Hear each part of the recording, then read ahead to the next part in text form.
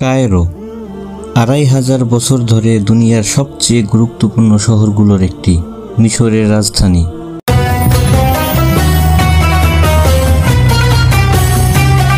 আজকে আমরা যাচ্ছি কায়রোর ফুস্তাত নগরীতে অবস্থিত আফ্রিকা মহাদেশের প্রথম মসজিদে আমর ইবনুল আস রাদিয়াল্লাহু তাআলা আনহু।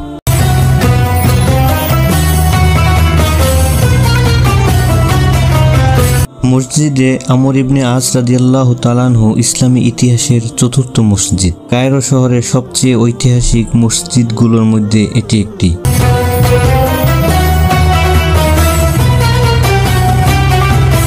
যা সাহাবী মিশর বিজেতা হযরত আমর ইবনে আস রাদিয়াল্লাহু তাআলা আনহু দ্বারা নির্মিত হয়েছে এবং মুসলমানদের দ্বারা প্রতিষ্ঠিত আফ্রিকা মহাদেশের এটি সর্বপ্রথম মসজিদ। দর্শক দেখতে পাচ্ছেন, এই হচ্ছে সেই ঐতিহাসিক পানির কূপ, যে কূপটি স্বয়ং রাসূল পাক সাল্লাল্লাহু আলাইহি ওয়াসাল্লামের প্রায় ৮০ জন সাহাবী কর্তৃক নির্মাণ করা হয়েছিল।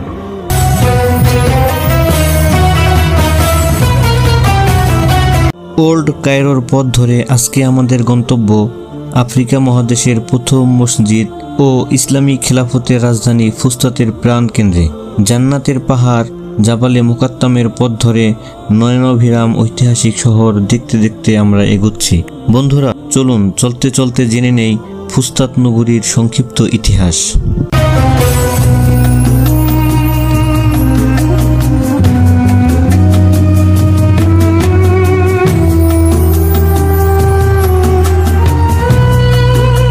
ইসলামের দ্বিতীয় খলিফা হযরত ওমর রাদিয়াল্লাহু তাআলা আনহুর আদেশে সামরিক বিজেতা সাহাবী হযরত আমর ইবনে আস রাদিয়াল্লাহু তাআলা আনহুর নেতৃত্বে প্রায় ৪০০০ সৈন্যর একটি বাহিনী নিয়ে মুসলমানগণ মিশরে আসেন। মূলত মহানবী সাল্লাল্লাহু আলাইহি ওয়াসাল্লাম এর ভবিষ্যৎবাণী মুসলমানদেরকে মিশর জয়ের স্বপ্ন দেখিয়েছিল।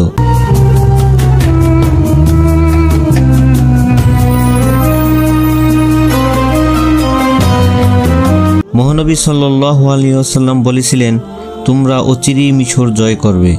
মিশর হলো এমন ভূমি যাকে স্বর্ণ মুদ্রার দেশও বলা হয়ে থাকে।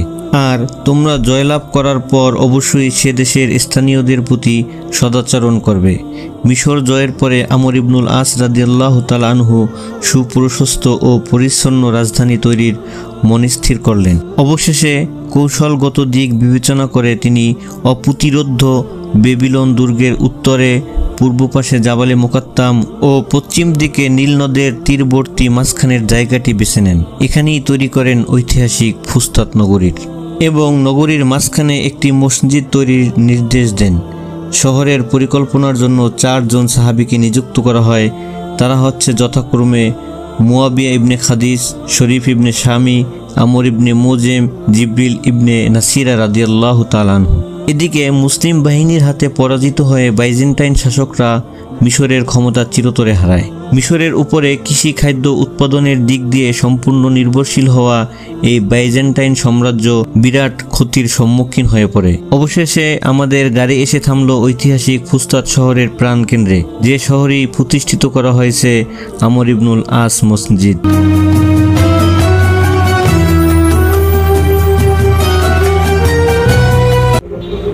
আসসালামু আলাইকুম ওয়া রাহমাতুল্লাহি ওয়া বারাকাতুহু। সুপ্রিয় দর্শক শ্রোতা বন্ধুরা, দেশে প্রবাসে কাছে ও দূরে যে যেখান থেকে দেখছেন সকলকে আমন্ত্রণ জানাচ্ছি মিশরের ইতিহাস, ঐতিহ্য, সভ্যতা ও সালতানাতের স্থাপত্যের উপর নির্মিত আমার ডকুমেন্টারি ভিডিও পর্বে। দর্শক, আজকের পর্বে আপনাদেরকে আমরা নিয়ে এসেছি মিশরের রাজধানী কায়রোর ফুস্তাত নগরীতে। আর এই ফুস্তাত নগরীটি অবস্থিত রয়েছে মিশরের সবথেকে বৃহৎ মসজিদ এবং আফ্রিকা মহাদেশের সর্বপ্রথম মসজিদে আমর ইবনুল আসে। দর্শক দেখতে পাচ্ছেন, এই হচ্ছে মসজিদে আমর ইবনুল আস রাদিয়াল্লাহু তাআলা আনহুর মসজিদ। তিনি এই মসজিদটি নির্মাণ করেছিলেন এবং এই মসজিদের অভ্যন্তরেই রয়েছে রাসূল পাক সাল্লাল্লাহু আলাইহি ওয়াসাল্লামের ৮০ জন সাহাবী কর্তৃক নির্মিত এক ঐতিহাসিক পানির কূপ।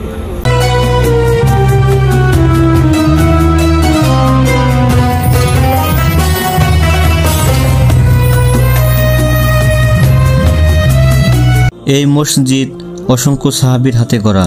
অবশেষে সব কল্পনার অবসান ঘটিয়ে প্রবেশ করছি সেই ঐতিহাসিক মসজিদ অভ্যন্তরে। এখানে প্রবেশের সাথে সাথেই অন্তরে প্রশান্তি মিলবে। মনে হচ্ছে হতাশাগ্রস্ত মানুষগুলো এখানে প্রবেশ করার সাথে সাথেই তাদের হতাশা দূর হয়ে যাবে, তারা মনের শান্তি খুঁজে পাবে। এই মসজিদের প্রতিটি কোনায় কোনায় আজও সাহাবীদের পদধূলি অমলিন। নির্মাণের সময় মসজিদের আয়তন ছিল 50 হাত বাই 30 হাত এবং 6টি দরজা ছিল। এটি 53 হিজরি পর্যন্ত এভাবেই ছিল। মাসলামা বিন মুখলিদ আল আনসারি রাদিয়াল্লাহু তাআলা আনহু, গভর্নর মুয়াবিয়া বিন আবু সুফিয়ান সর্বপ্রথম সম্প্রসারণ ও এখানে 4টি মিনার নির্মাণ করেন। এরপরে মিশরের বিভিন্ন শাসকদের হাত ধরে এই মসজিদের মেরামত ও সংস্কার চলতে থাকে।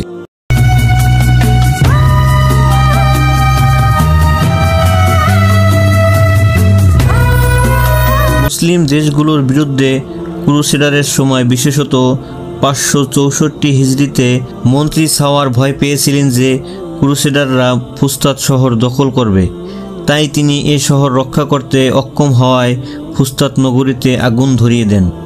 সেই আগুনের ফলে ঐতিহাসিক এই মসজিদটির অবকাঠামো ব্যাপকভাবে ক্ষতিগ্রস্ত হয়ে পড়ে। পরবর্তীতে বাইতুল মুকাদ্দাস বিজেতা সুলতান সালাউদ্দিন আইয়ুবী যখন মিশর তার রাজ্যের সাথে যুক্ত করেন, তখন তিনি 568 হিজরিতে এই মসজিদটি পুনরায় আবার নির্মাণ করেন।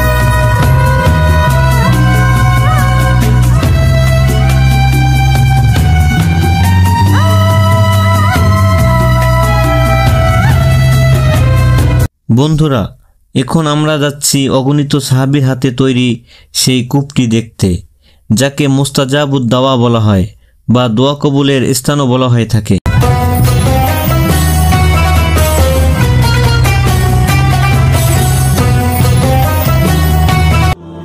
দর্শক দেখতে পাচ্ছেন, এই হচ্ছে সেই ঐতিহাসিক পানির কূপ, যে কূপটি স্বয়ং রাসূল পাক সাল্লাল্লাহু আলাইহি ওয়াসাল্লামের প্রায় 80 জন সাহাবী কর্তৃক নির্মাণ করা হয়েছিল।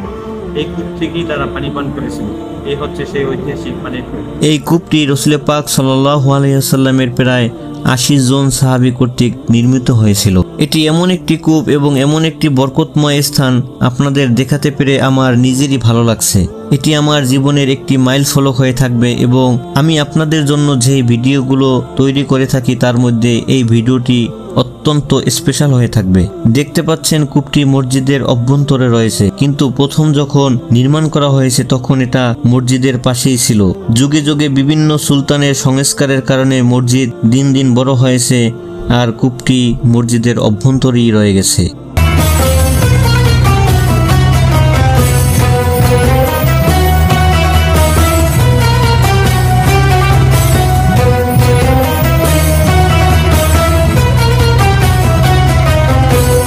জনশ্রুতি মতে মসজিদের এই জায়গাটি একটি পাখির কারণে নির্বাচিত হয়েছিল।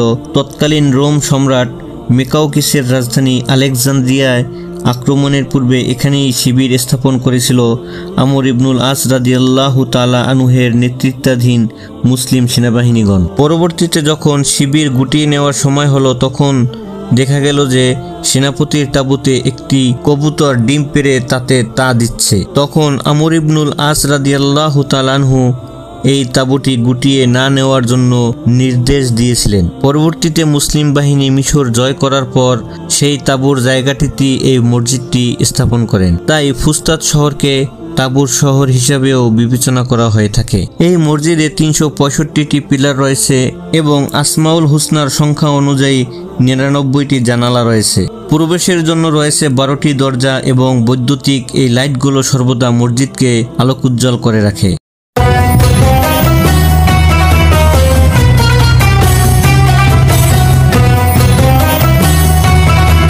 আমরা এখন এগোচ্ছি আফ্রিকা মহাদেশের প্রথম মসজিদে আমর ইবনুল আস রাদিয়াল্লাহু তাআলা আনহুর মিম্বার দেখতে, এবং আপনাদের দেখাতে চাই কেমন ছিল সেই মিম্বার।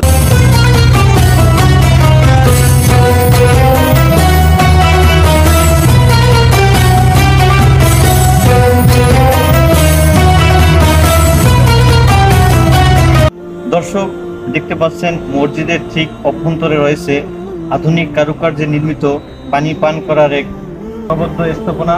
তো আপনাদেরকে নিয়ে যাব সেখানে, এবং এখানের পানি অত্যন্ত ঠান্ডা এবং সুমিষ্ট।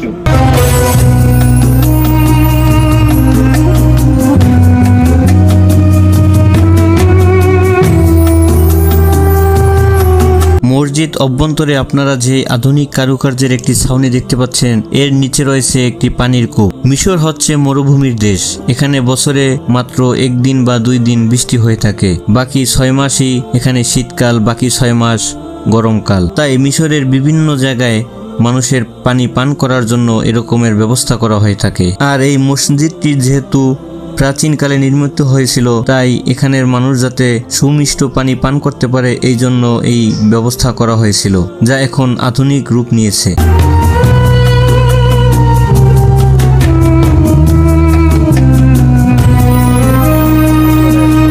দর্শক, আজকের মতো এখানেই বিদায় নিচ্ছি। কথা হবে পরবর্তী নতুন কোনো ভিডিওতে, দেখা হবে নতুন কোনো স্থানে। সেই পর্যন্ত সকলেই সুস্থ থাকুন, ভালো থাকুন। আসসালামু আলাইকুম। আর ভিডিওটি ভালো লেগে থাকলে চ্যানেলটি সাবস্ক্রাইব করুন, লাইক বাটনে একটি লাইক দিয়ে কমেন্ট বক্সে আপনাদের মূল্যবান মতামত জানাতে ভুলবেন না।